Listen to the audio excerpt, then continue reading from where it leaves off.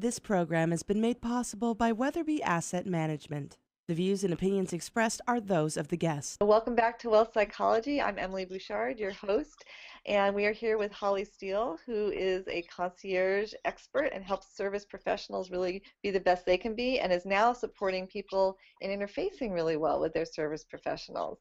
So, Holly, which is one of your favorite letters in this little booklet that you've put out that you'd like to cover on the time that we have together? Well, actually, I love A because I really like the story for A, and I like A and I like you a lot. Well, and so, you know, it's funny when you're the author of something, you always go, oh, I love that part. I love that part. But anyway, so I actually want to tell you the story about A because A says, ask me anything.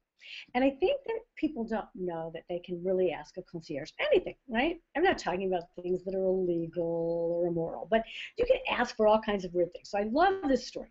This happened to a concierge where a guest comes up to her. It was early in the morning, and she says, I need to have a black feather. And she's like, you need a black feather. I need a feather. And but I need a black feather. So, you know, the concierge is discreet. She's trying to figure out, okay, I need a black feather. I need a black feather within 30 minutes. Okay, fine. So she was very clever. She knew where they had a mask stored, so she found this mask that they had stored in the catering department that was like for some New Orleans night or something like that. She pulled a black feather out of the mask. She had the black feather delivered to the guest room right in time. But okay, so but then she's fascinated by this, and she says, I usually don't ask the question, but I called the guest and I said, I'm just curious, why do you need this black feather for this meeting? And she said, well, because I had a big argument with my boss last night, and I want to come into the meeting and I want to have the feather sticking out of my mouth so I can say that I had eaten crow. Ah, I know, it's a great story. So I loved that because you could ask anything and you just never know, and it doesn't, you know, have to even just be so weird. It's just that's a memorable story. And then another one that I love is you, and you is unrealistic expectations. So even though we can ask anything, okay, sometimes there are unrealistic expectations. So this is a story about an unrealistic expectation. This happened to a concierge at a high-end hotel in Los Angeles, in Beverly Hills, actually. So they had a guest who was Middle Eastern, and she was young, and she said, what is the minimum age to get a driver's license in California? Okay, so the concierge informs her of the minimum age to get a driver's license, and she just says, okay, good, get me one. So some things you can't do, which leads us to actually how the concierge can't do everything, and sometimes they do have to say no. And sometimes restaurants are sold out at 8 o'clock on Valentine's Day without prior reservation. So if you're going, you know, so some things, you know, I've had people say to me, yeah, you know, I thought the concierge could do anything. Well, within reason, they can. Valentine's Day, 8 o'clock at the most popular restaurant in town? Probably not. So. Yeah, that's a good point. And it's about, okay, being in relationship and taking responsibility for what you can do and how you can move with them most effectively. And what would be something that somebody wouldn't necessarily know that they don't know in terms of how to relate with a concierge that would be useful for people? Okay. I think that two things. One would be something, again, really simple, kind of like the idea of the restaurant reservation. Another really simple thing is directions. You come up to a concierge, you think, okay, directions, I can get directions anywhere. I can get directions on my iPhone. Yeah, but the iPhone doesn't tell you which streets are closed or if they're one-way. I mean, there's a lot of things that can go wrong with that sort of thing. But let's say I'll use Central Park as an example. So you walk up to a concierge somewhere and you say, how do I get to Central Park? Well, Central Park's a big place. So again, it's the details. I have a concierge friend who calls it ask a question with a value add. Add something, and you can get a value-added response. Yeah. So say, how do I get to the zoo in Central Park? As opposed to, how do I get to Central Park? Or in San Francisco, how do I get to the Tea Garden in Golden Gate Park, as opposed to just, how do I get to Golden Gate Park? Because if you ask me, as a San Francisco concierge, how do I get to Golden Gate Park, I could give you directions to Golden Gate Park easily. But if you say to me, How do I get to the tea garden in Golden Gate Park? I'm going to have it compute in my head and go, okay, I can get you to the tea garden. I can tell you the hours of the tea garden. I can tell you to go stop at some pagoda that's near the tea garden but not in the tea garden, what's very close to the tea garden, and how much the tickets are, and to tell you that there's a little tea house there and that would be really nice to go to too. And you might not know all of those things, but I'm going to tell you all that, or I'm going to give you some scenic walk to get there. But if you don't tell me where you're going, and just ask me for some vague direction, then I might answer your question, but that isn't really going to help you. So you ask a value-added thing. It brings up that Jerry Maguire quote, help me, help you. Like, really, like, empower me to be the best I can do for you, and then I get to really shine. Use me. Exactly, and everybody wins, and that's exactly what this little booklet is about. And here's another thing, shipping. So that's an S letter, is shipping. And I'm really, how matter of fact and not enthusiastic is shipping. I got to tell you, this is not the most creative aspect of being a concierge. And it's a very, very important piece, and this is a real relationship piece, because so many people just expect, here, ship this for me, and they're out the door. And I would love for shipping to be as simple as send me this email. But you got to fill out papers to ship things, and especially overseas. And we need to know. And one of the stories in the book is that, this was a mistake. Someone, ship this, and they're out there, how much? And they said $3,000, and the concierge heard $30,000. Because they didn't stay around to actually have this relationship. Well, that was a nightmare at customs for this guest. And it wasn't really the fault of the concierge, because the guest is running out the door like they said, ship, write me an email.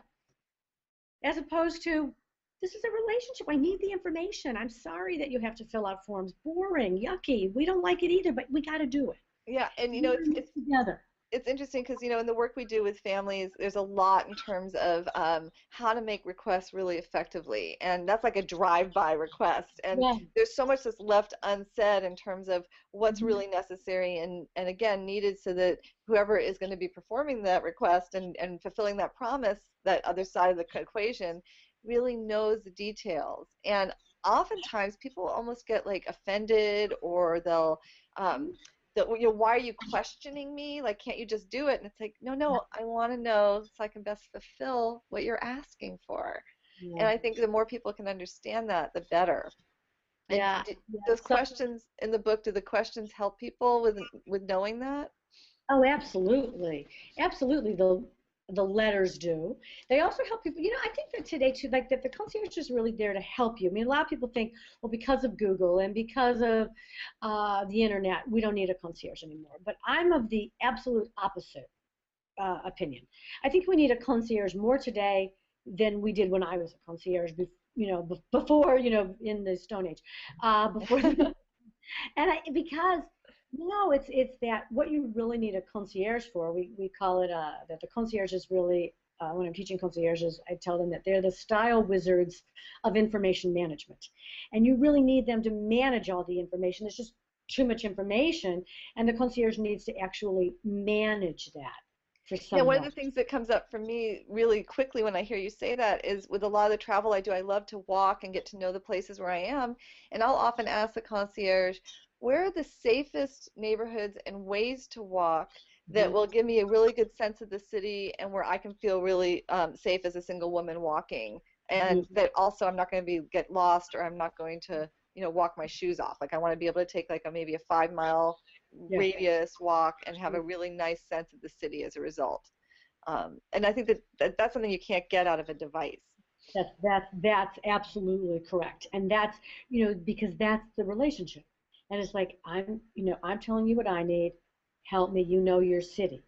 Your place. And so I think that that's, really, really important piece. And the other thing, which kind of goes into Ask Me Anything, like special requests, or that when things are tough today, you lost your luggage, you don't have to do that all by yourself. The concierge will do that for you. If you don't have, you forgot to pack your shoes, ask them. Or you can't find the plug to your phone, ask them. They just might have one right in their drawer and they could do it for a minute. Or just ask them. Like, you don't have to say, I need a pharmacy. You say, I need a Band-Aid. They'll just go in the drawer and hand you a Band-Aid. You know, like they have a lot of that stuff right on hand, but you need to actually, again, help them to help you. One of my favorite stories is about a guest who had you know, those snow globes, right? It was an antique snow globe, and it got crushed in their suitcase, and these people were like really horrified. Well, so one of the things about being a great concierge is that you're never kind of off duty. You're always paying attention and listening and learning. And so this guest came to the concierge and said that their snow globe was broken, and what could they do? Well, the day before, someone had seen, this was in New York, so in New York you can get most everything done, but had just seen a program about somebody who restores antique snow globes. Yeah. I know, it was great, and it was and just had seen it the day before, and so contacted that person, and the snow globe was fixed. And I think, you know, so you just never know. So ask, and you know, again, they can't always do everything. There are some unrealistic things, and they can do a lot, and they love it. They do. They love it. I mean, I'm thinking about I work in Dallas quite a bit, and one of the places where the clients tend to choose for us to go is the mansion at Turtle Creek, which is a really lovely place. And I walk in there, and the concierge will acknowledge me by name, welcome me back. I feel like I'm coming to my family home. It's so amazing. And they have gone through everything with me. I mean, I've forgotten a cord from my computer, and they've totally taken care of that. They, you know, just I can't even imagine the list of things that I've had to ask them for. Or I think I left my pajamas there one time. Like you can develop a really nice personal relationship, especially when you go back to the same place again and again. And I think the other side is also true, that when you don't know how to interface and really cultivate a healthy relationship with, you know, a service professional or anybody, you're going to feel it like energetically when you walk in. They're going to be like, they'll welcome you, and they might do the same thing, but that mood of, you know, congeniality and familiarity, and that what we really crave in terms of human interaction gets lost because it's like, oh, there they are. And I think a lot of people that are tuning into this show, because this is about wealth psychology, this is about the emotional impact of wealth in our lives, is sometimes what happens is people that have a lot of money feel often a little bit guarded, or needing that they're being to be taken advantage of. And it can come across as they're entitled, but they might have that kind of backup already, like, oh, they're just being nice because they want to get a good big tip out of me. And that's kind of the listening that often can happen. And it can produce quite a negative impact in terms of how relationships are formed and managed over time. And, you know, how do you support that relationship and building from a place of, oh, this is a trusted relationship. They really do want me to be successful, and it's not so much generated by how much they're going to make off of me. Okay. I think that all relationships, Emily, no matter what, take a little bit of time. I think that you can feel the energy in something. I think that your example of the mansion at Turtle Creek is a great one. I certainly know the concierges at the mansion at Turtle Creek. Mary Stam has been there for years and years and years. And of course, yeah, she's fabulous. And George, who I love, and he retired. I don't know if you knew George. He's fabulous. And those are true professionals. When you have people who have been in their jobs for years, they are true professionals. I think that you can tell. It's funny, one of the things that I have in this book under X is called the X Factor. And when you have a great concierge, there's an X factor that you can feel the energy. You said so many things in what you just talked about. You talked about energy, which is something that is something that you can't quantify, but is extremely real. So I think that somebody can feel that. You talked about the relationship between a service provider and their client who is in a different economic bracket, and how the dance of that. And I think that that is a relationship, and there is a friendly but not friends tone that needs to really be understood, and any real professional gets that. And that, you know, I can't guarantee or promise that there aren't some people who just do the job because you're going to get a tip from someone. I don't know that that's not the case. Sometimes it probably is the case. And I think that with everything, to, to, to be guarded and closed cuts you off from having a trusted relationship. But trusted relationships require trust. And trust is not an instant uh, thing that can just be purchased with a $50 tip. Trust is something that is built over time, and especially and loyalty. And so if you stay at the same hotels, you'll have a relationship that is different than if you're just visiting a resort or a hotel one time. But be clear that it is always a give and take relationship. So if you come with an open mind and a belief that this person truly is there to serve you and that you are willing to pay for this service, that's okay, but you need to get it first. You don't pay in advance, you get it first. And that you can approach it in a way that is respectful on both sides. So when you say that it may come off as entitled, well, that's fine. You are entitled to quality service because you are a guest in that property. But you may not inspire the concierge to call their trusted contact to get you that one table or to get you that one ticket, because they can't get 35 tickets. They can get one. And they're going to make a decision. Or maybe they can, maybe they can't, but if they can, they're going to make a decision. Am I giving that one to you? Because you're not treating me very nice. I'm not giving you that. Right? But you, wow, I really have a relationship with you, and I would really like to help you. I'm not saying that they're saying, I'll help you, I won't help you. But there's no, but they have to make choices too. And I think what you're pointing to is something so important and vital in human relationships in general. And that when we come at it with presumption and we feel like we can just treat anybody the way we want to, it can have a cost in terms of what actually gets to show up in our lives. This is great. So if we could just take a moment to take a little station identification, I want to finish up with, really some things that people can understand in terms of how to best interface with their concierge, with any service professional that really brings out the best in both people. So we're tuning into Wealth Psychology at Sylvia Global Media. I'm Emilie Bouchard, your host.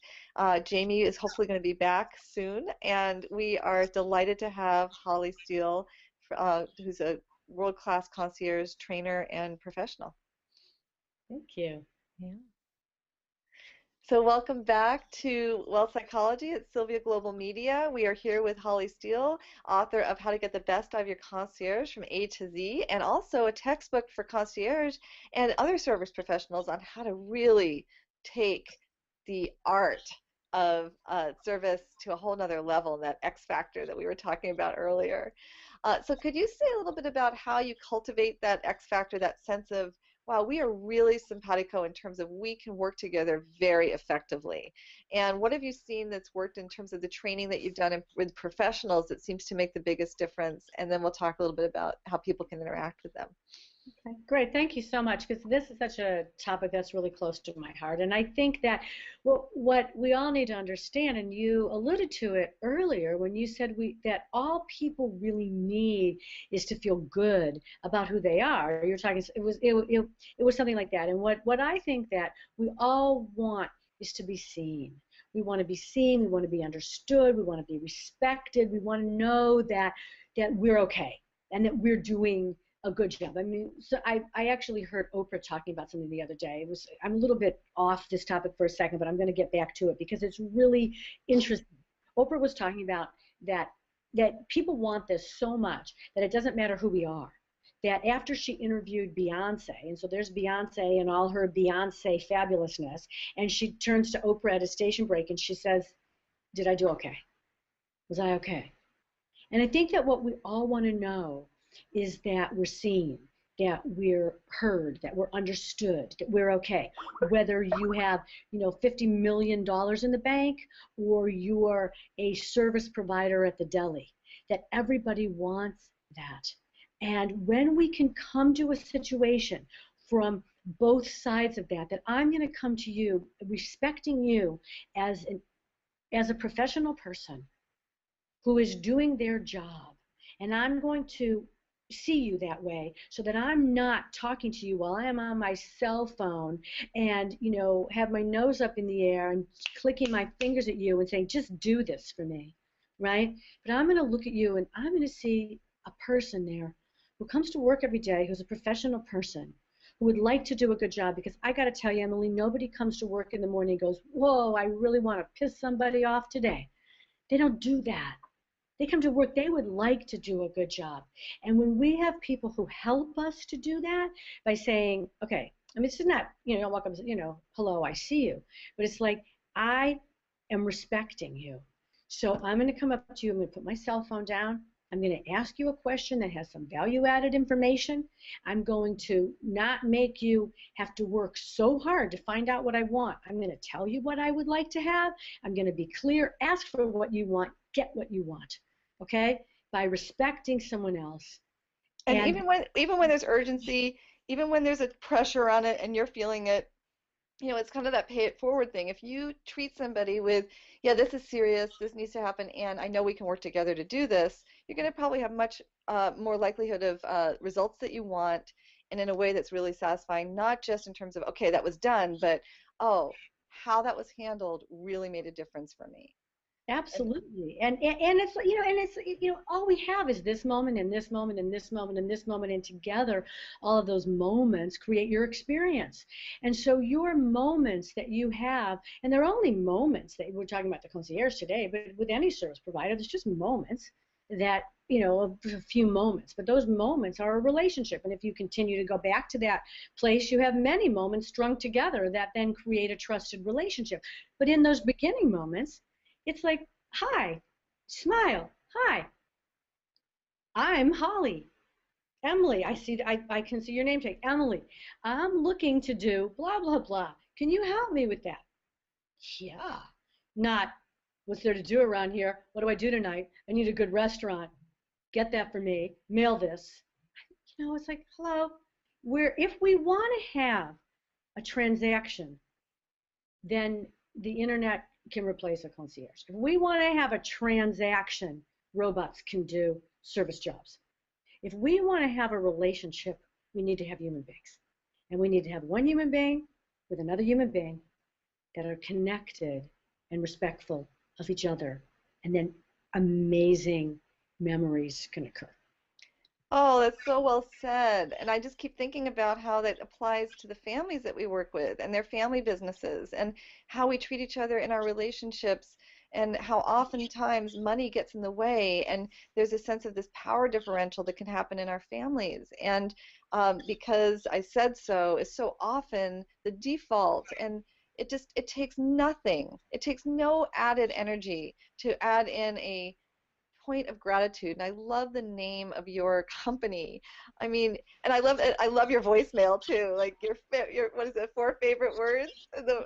Yeah, thank you very much. If we could live in a world, that's what I tell any business owner, any people who work in a business.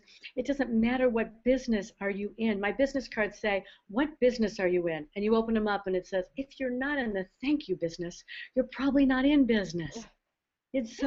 It's really about that we're in the thank you business. It doesn't matter what business that you're in. And the concierge, of course, represents the ultimate in the thank you business, because that's the reason that they're there. Well, this has been just one of my most favorite interviews. This is so great, and thank you very much for doing what you can to further this for people in how they relate with their service professionals and maybe with each other. And nobody has to really ever do anything for us, really. And to just recognize that just saying thank you when something's been completed that you've asked for makes all the difference. I don't care if it's with your kids, with your spouse, with your parents, or with your service professional. I miss going through the toll booth on the Golden Gate Bridge now because there's nobody there to say thank you to anymore because they've made it all professional, the machines. And I think you're right on that what matters most is that eye contact, that engagement, and that being seen and knowing that you matter.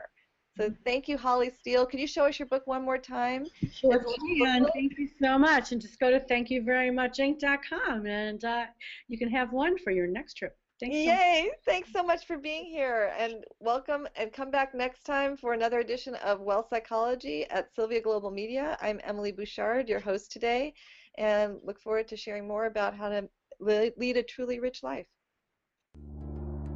Weatherby Asset Management is dedicated to providing exceptional wealth management services by forming partnerships built on trust, understanding, and thoughtful advice. For more than 20 years, they've been offering objective perspective, personalized planning, and sophisticated investment management to individual investors and families, as well as pension plans, foundations, and endowments. Contact them at www.weatherby.com. Weatherby Asset Management, located in San Francisco and New York City.